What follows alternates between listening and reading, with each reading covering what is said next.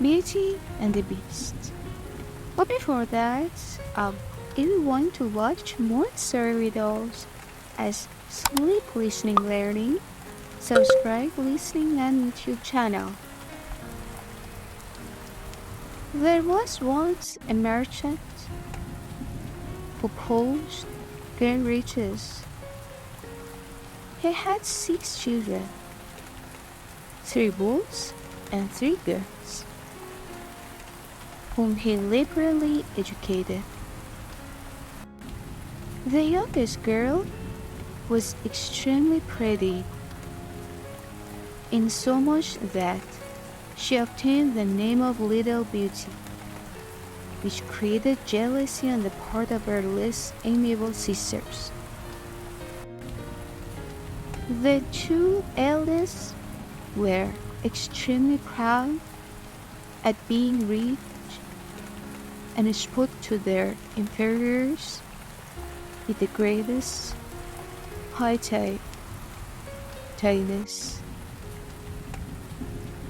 They gave themselves the most shameful airs and refused to visit other merchants' daughters, nor would they indeed be seen with any but persons of the highest quality. They went every day to balls, plays, and public walks, and constantly jeered their youngest sister for spending her time in reading or other useful and improving employments. In the course of time, by some unexpected event, their father lost his whole fortune, being benefit of everything but a small cottage and the few acres of land. "My children," said the tender father, "in consequence of my misfortunes, we must now work and labor." The elder daughters were very ill disposed at this sudden change from opulence to comparative poverty, and obtained no pity from their neighbors because of their pride. But everyone sympathized with Little Beauty, whose engaging manners and affable disposition commanded respect. When they removed to their cottage, the merchant and his 3 sons employed themselves in tilling and sowing the fields and working in the garden, that they might have corn and vegetables for their support.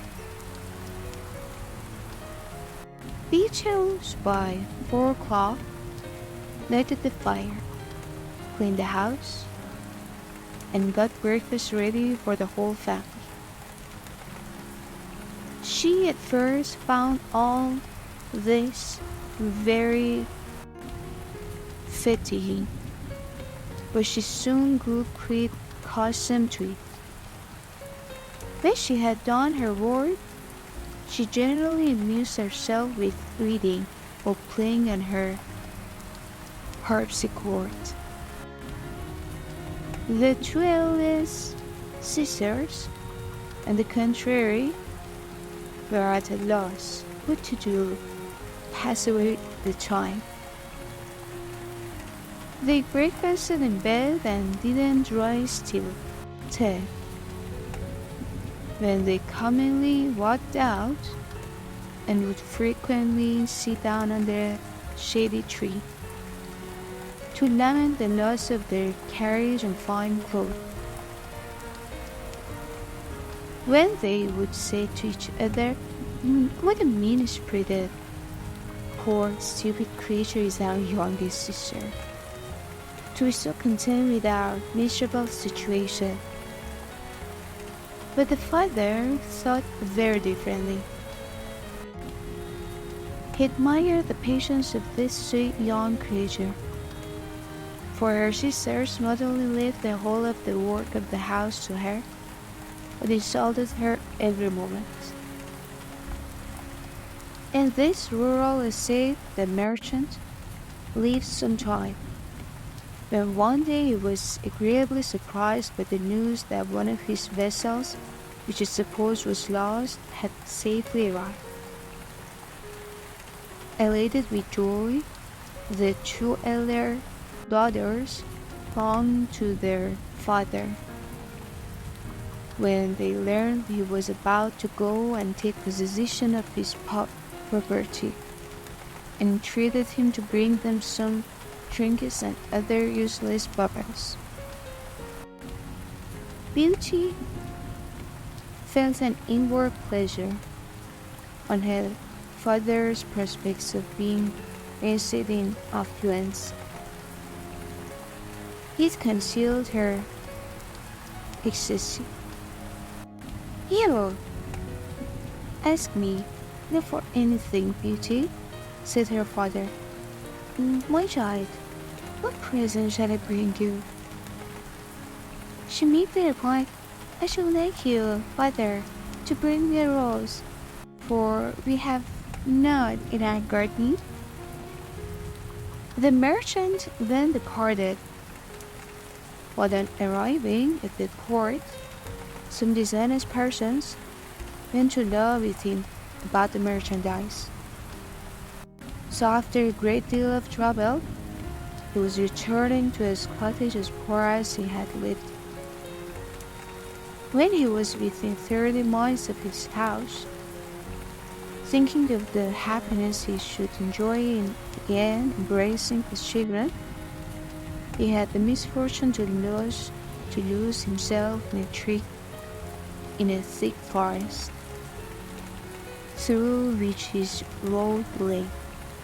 It rained and snowed terribly, and the wind was so high as twice to throw him off his horse. Night being come, he fully imagined he should die of cold or hunger, or be torn in pieces by the wolves, which howled in every direction around him. The merchant, accidentally looking down a long avenue, discovered a glimmering light at the distance, to which he hastened. He soon arrived at the gates of a palace, which he opened, and was greatly surprised to find no one in any of the outer yards. The merchant then tied up his horse and walked towards the house, which in turn, and to his great astonishment, saw not a living creature, pursuing his way to a large hall in which was a good fire, and the table plentifully supplied with food. I will read the story in the next video. Good night, honey.